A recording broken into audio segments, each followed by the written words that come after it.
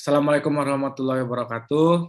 Perkenalkan, kami dari kelompok 3, kelas C, ingin mempresentasikan hasil diskusi kami mengenai akselerasi literasi pengetahuan, layanan self-publishing nulisbuku.com. Saya sendiri, Muhammad Wisnu Adi Mulya, dengan NIM 20311474, dan ketiga teman saya, yang pertama bernama Daniswara Alif dengan NIM 20311469, Hilmi Arazi 20311481, dan yang terakhir Gaza Triadilah dengan NIM 20311489. Nah, yang pertama itu mengenai latar belakang. Berawal dari seseorang yang kerap disapa Ega yang terkena keruntuhan bisnisnya, yaitu bisnis percetakan. Kemudian ia memutuskan untuk merantau ke Jakarta dan berharap mendapat kerja untuk bisa menafkahi istrinya. Awal mula terbentuknya nulisbuku.com adalah karena Ega terbesit di pikirannya bahwa kesadaran literasi di Indonesia yang sangat rendah. Setelah itu, Ega mengatakan bagaimana cara seorang penulis dapat menerbitkan buku secara lebih mudah.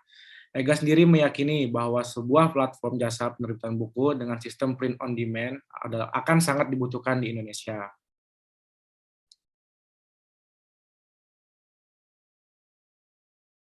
Kemudian selanjutnya yaitu identifikasi masalah utama dan rumusan. Yang pertama itu ada kesulitan yang dialami penulis apabila ingin mencetak sebuah buku.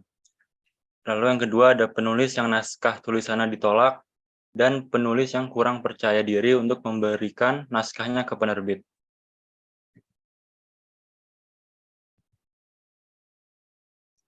Selanjutnya itu kaitan dengan teori atau konsep. Jika di dalam materi dijelaskan bahwa cara kita berkomunikasi dua arah agar lawan bicara kita mengerti adalah dengan cara menyampaikan dengan baik agar bisa dicerna oleh lawan bicara. Di sini keluhan dari para penulis diibaratkan dengan seorang sender yang bisa memberikan informasi dengan baik dan benar. Dan Ega di sini berperan menjadi receiver yang bisa mencerna apa yang dimaksud oleh sender. Selanjutnya itu tentang bahasan. Bahasan yang pertama ada proses launching, lalu proses penerbitan buku, penentuan harga dan royalti, proses pembelian buku, kegiatan strategi marketing melalui komunitasnya, kelebihan self-publishing POD, dan kekurangan self-publishing POD.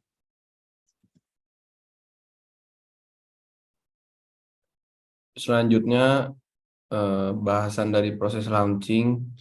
Pada proses launching, pihak nulisbuku.com bekerja sama dengan beberapa penerbit besar. Setelah itu, sebagai sarana promosi, nulisbuku.com ditantang untuk dapat mengumpulkan sebanyak 99 penulis dalam waktu 9 hari melalui Twitter. Event ini dinamakan 99 Writers in 9 Days dan berhasil mengumpulkan 110 orang penulis. 99 penulis terpilih akan melaunching bukunya secara bersamaan menandai berdirinya nulisbuku.com sebagai layanan self-publishing. Next. Yang B, proses penerbitan buku yang awalnya berawal dari registrasi, lalu download template, copy paste naskah ke template, upload naskah, lalu ada juga prof head, go live, promo buku. Next. Penentuan harga dan royalti. Pembagian royalti untuk nulisbuku.com sebanyak 40% untuk penulis, sebanyak 60% dari margin yang ditetapkan penulis. Next. Masuk pada bagian D, proses pembelian buku. Yang pertama ada registrasi, lalu cari buku sesuai genre, klik add to charts, lalu proses pembelian selesai, konfirmasi pembayaran, setelah itu edit jumlah buku yang akan dibeli, klik deal jika sudah selesai, dan terakhir klik check out.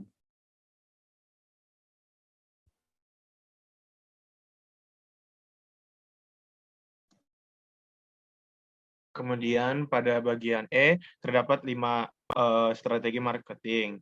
Yang pertama itu ada 99 Writers in 9 Days. Nah, sejak event tersebut diadakan, pengunjung penulis nulisbuku.com melonjak hingga 300%.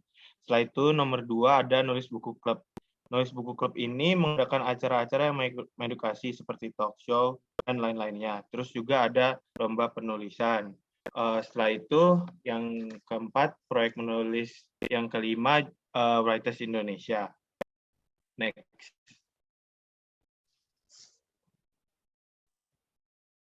Kemudian terdapat kelebihan self-publishing. Self-publishing print on demand. Yang pertama itu self-publishing dapat mendapatkan passive income. Kedua, dapat memangkas birokrasi penerbitan. Yang ketiga, kendali sepenuhnya di tangan penulis. Keempat, biaya penerbitan rendah. Kelima, waktu penerbitan cepat. Yang keenam, royalti lebih besar. Dan yang terakhir, tidak mengenal istilah kelebihan stok.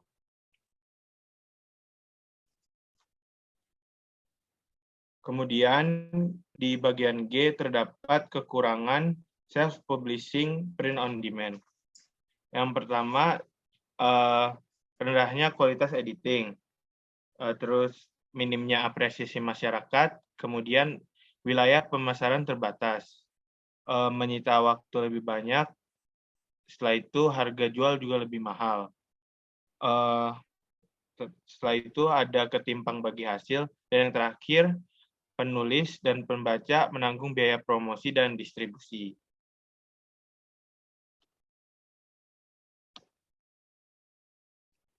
Nah, yang bagian kelima, kesimpulan dari kasus ini, menurut kelompok kami bisa disimpulkan bahwa salah satu alasan dibuatnya nulisbuku.com adalah karena Indonesia merupakan negara dengan minat baca terendah di kawasan Asia Tenggara. Terus harapan Ega adalah jika ia dan rekan-rekannya ketika membuat nulisbuku.com adalah menaikkan minat baca warga Indonesia dan juga mempermudah penulis untuk mengunggah hasil karyanya masing-masing.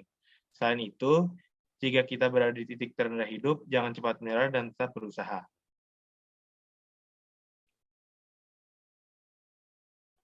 Bagian nomor 6, itu rekomendasi dari kelompok kami. Menurut kami, rekomendasi pertamanya adalah melakukan sosialisasi yang lebih luas agar masyarakat yang belum tahu bisa mengetahui nulisbuku.com. Terus, menggunakan fasilitas sosial media untuk ajang pemasaran, karena masyarakat sekarang lebih banyak menggunakan hal tersebut. Yang terakhir adalah memperluas koneksi agar bisa bekerja sama dengan sekolah-sekolah dan mengembangkan minat bakat siswa yang memang suka dengan menulis. Sekian dari kami. Saya kembalikan kepada moderator. Mungkin segitu saja hasil diskusi yang bisa kami sampaikan. Terlebih kekurangan mungkin bisa dimaafkan. Terima kasih.